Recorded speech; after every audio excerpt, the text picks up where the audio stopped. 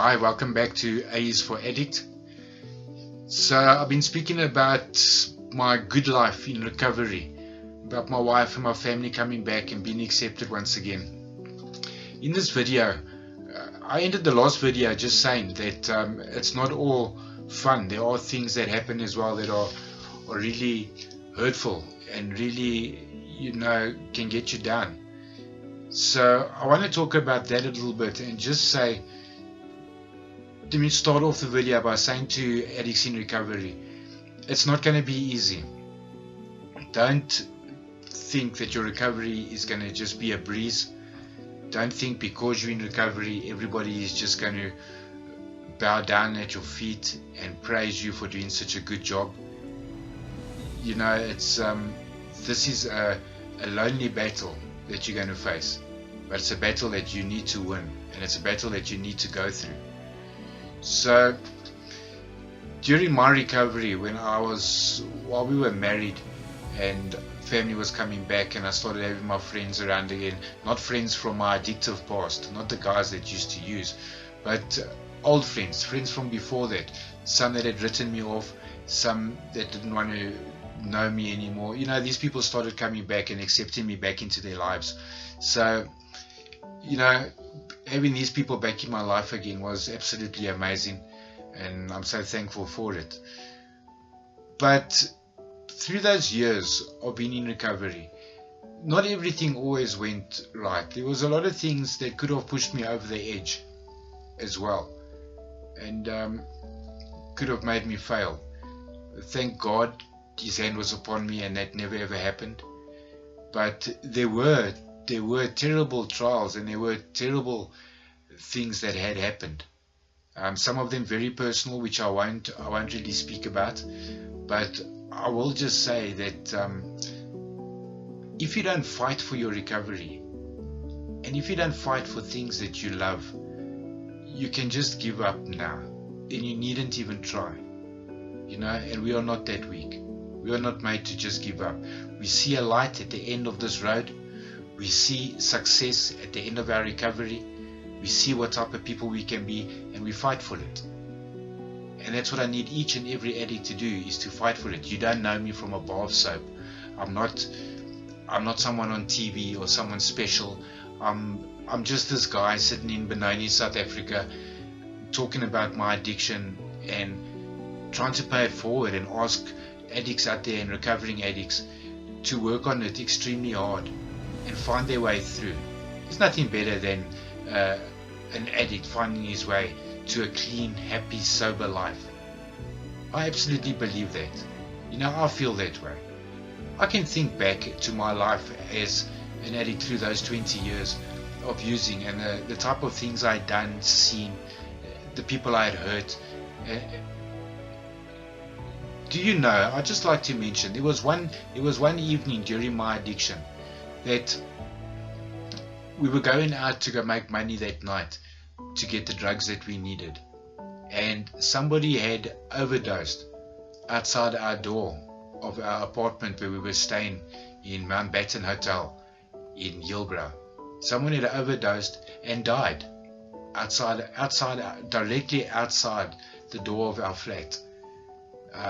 It had happened just as we walked out. He was laying there, and because of the drugs were so important to us, we stepped over him and went outside to go make our plan for money. When we returned, he was still lying there. There was no ambulance, there was no medics or none of that yet.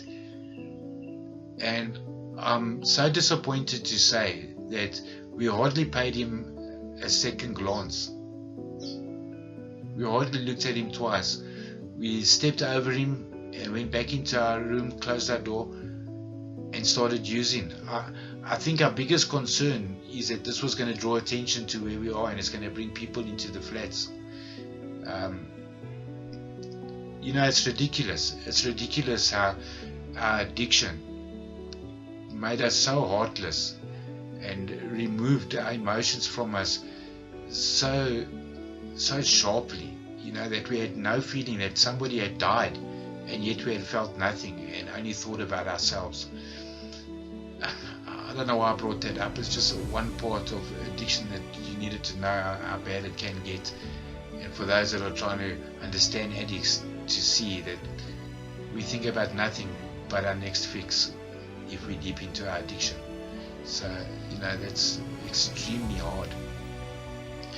So, yeah, but that was back then. But during my recovery, things also happened. Right in the beginning, I got a call one evening from my sister, which was quite a surprise. My sister that had my son Jordan. It was a nice surprise, she phoning me. But it quickly turned to, the reason she was calling is because there was an issue with Jordan. I needed to please come and sort it out. He was at the police station. I needed to come and sort it out. Remember, she was no longer with her husband, and I don't think she wanted to phone him. So she rather phoned me. Obviously, being the first time that this had happened over all these years, that she had actually asked me this to do something, I didn't hesitate at all.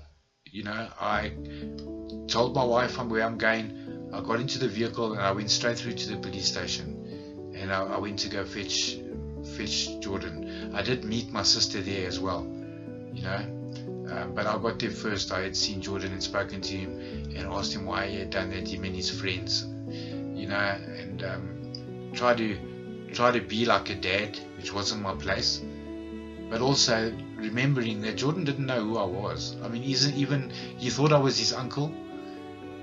Even at that stage, he still thought I was his uncle, but even as an uncle, not one that he knew.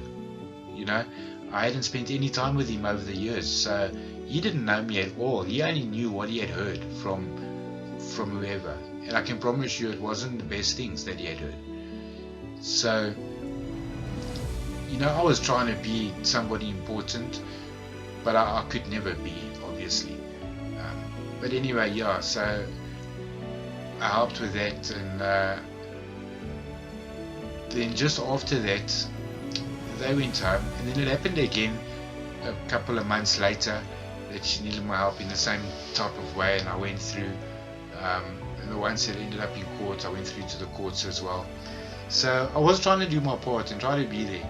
And through this, as horrible as it was, because of the things that was happening, that I had to be there, at least I started getting to see Jordan, and we started getting to speak a while. So we spoke a couple of times. And we started to know each other. He still called me Uncle Rod. He still believed I was Uncle Rod. He didn't know who I was. He thought I'm just our uncle. And yeah, we started getting to know each other a couple of, was it once or twice? He came to visit a couple of times, but he stayed over, I think, only once or twice. But we started this relationship. And then one evening, when this had happened again, I had gone through, and I told my sister I want to bring him to my place to stay, and she was in tears also, because Jordan was playing up, and there were things going on in the boy's life. He wasn't happy. A lot of things that I don't know about was happening. So I let him come and stay by me that night, and we spoke. And for some reason, I don't know why, but I felt like it was time to tell him. So while he was sitting in the room with me, I told him that there's something I need to tell him, and I did. I told him, I asked him, do you know that Dean is not your real dad? And he said he thought so. And anyway, it came out that I was. Look, it was a extremely emotional night. Again, I was in tears. He took it very well. I think he had some type of suspicion. I think some part of him, he either just felt like he wasn't Dean's son, he had that feeling, or he felt a connection with me, which I would like to believe, but not having spent any time with him over the years, I don't think that would have been the case. But it ended up fine. It ended up, we were talking, and things, we spent good time together, laughing about things and talking about things, and there was so much I wanted to tell him. There was so much. When I took him home the next day, or the Sunday, to tell my sister that I had told him. But she also seemed relieved. She also seemed at peace that finally he knew the truth. So that was out. After all these years, the truth was finally out. He knew who I was.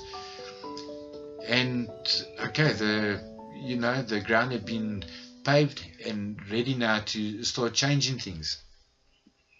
I invited him over a couple of times to come spend at my place. But obviously, being a teenager, he had his friends that he would have rather been with. So a lot of times it was a failure. A lot of times he didn't want to. He'd rather be with his friends, which I would never make like I was upset or wanted him, or force him to come. I never done that. I left it as that. Always having in mind that at least he knows who I am now. So now I have the time I can work on it slowly, and I can get to know him, and we can start sharing life. We can start sharing things together. We can do things.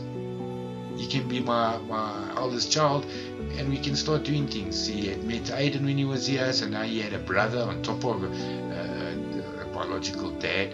So, things were looking up. Until they weren't.